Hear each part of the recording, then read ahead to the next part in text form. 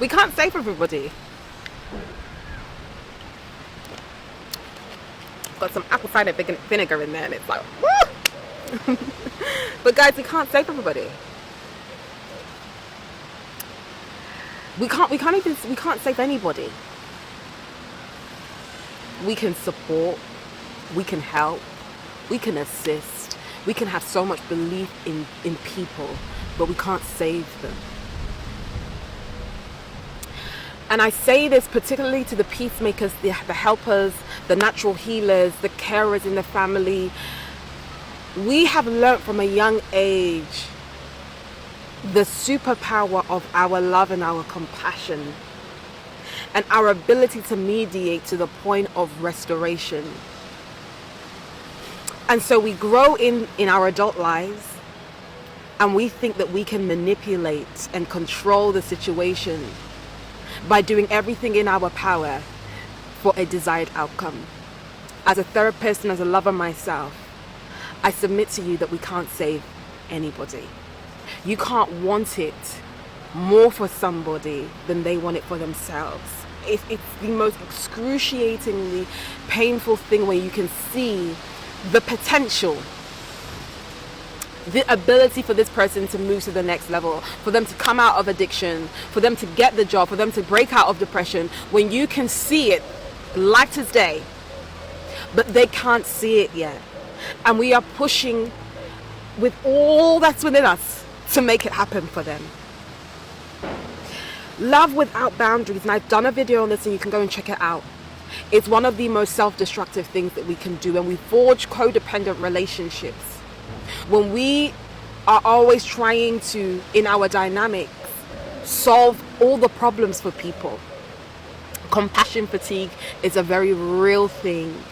And the most beautiful superpower that you possess, your love, your kindness, and your compassion, if not protected, compassion fatigue will strip it away. Burnout from compassion alone will eradicate your desire to even be in your authentic nature as a helper. Because the level of disappointment that you will experience will hit you to your bone. I've had to learn and understand my role. Relational intelligence requires us to understand the role that we play in each relationship and to have clarity on the nature of the role and the requirements of that role so that we do not seep out of the parameters of our role. Relational intelligence is being able to identify the different types of relationships that even exist in our life. We have acquaintances, we have family, we have associates, we have mentorships, mentor-mentee relationships, we have sibling relationship, we have parent-child relationship. There are different relationships that exist in our life, and they are different types, and they have different requirements. And I say that to say your sister is not your child. Maybe you grew up in a dysfunctional family whereby the adults in that particular family were not playing their role. And as a result, they gave you a responsibility that was outside of the role that you actually possessed. Your sister is not your child. Your sibling is not your child. Your parent is not your spouse or the child. Your partner is not your project. Every relationship has a purpose, and the purpose can be inherent by design, shaping who we're becoming, because relationships teach us about ourselves. But every relationship has a particular function. So when we think about trying to save people, we have to think about what role are we playing in these people's lives that we think that we have the authority to save them, that we think that we have the power to save them. It's the saving grace is one that is of God and God possesses and God possesses alone. But fundamentally, as adults in relationship with each other, we have a beautiful thing called autonomy. And certain people will want you to step out of a particular role to be their saving grace because they don't trust themselves enough to arise to their own responsibilities. Which leads us into the next problem. We become fundamentally enablers. Love without limits is enabling. Love without limits is enabling. You may have someone who is battling with addiction, and they will come and tell you a story, and they tell you several stories about how they've got their life out of rent, but it's more to do with their drugs.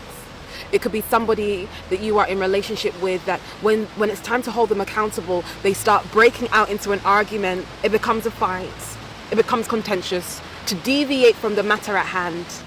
When you rescue someone from their consequences, the direct consequences, you're not saving them any longer.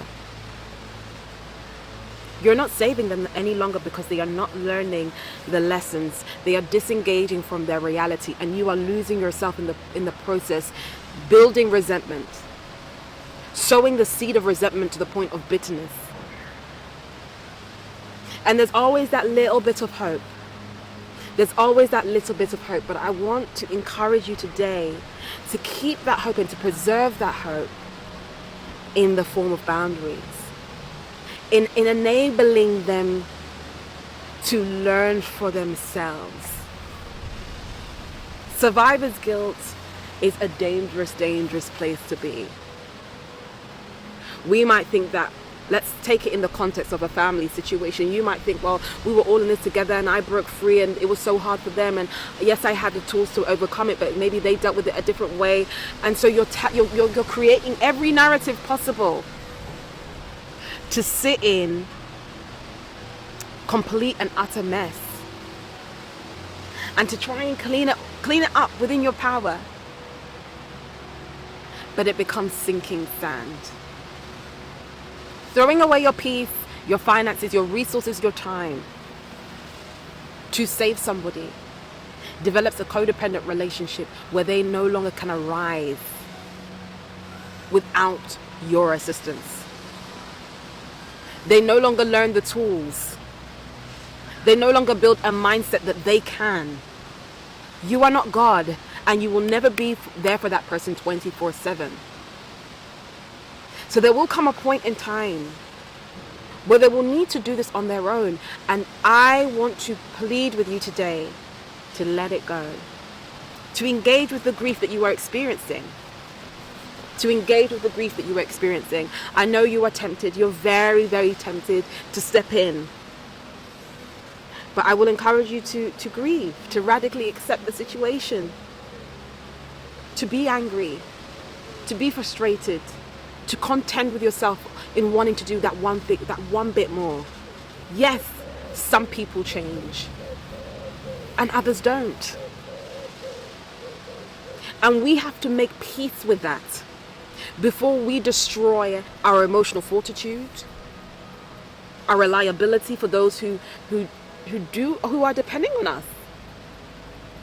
Because we are exhausting everything that we have to save somebody. You cannot force transformation on people. I'm learning this even as a therapist.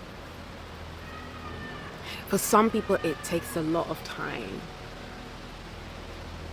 But we all have the privilege of choice.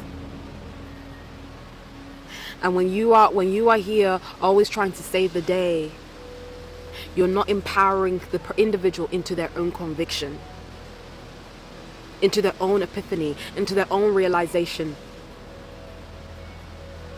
You are robbing them, essentially, of their innate power.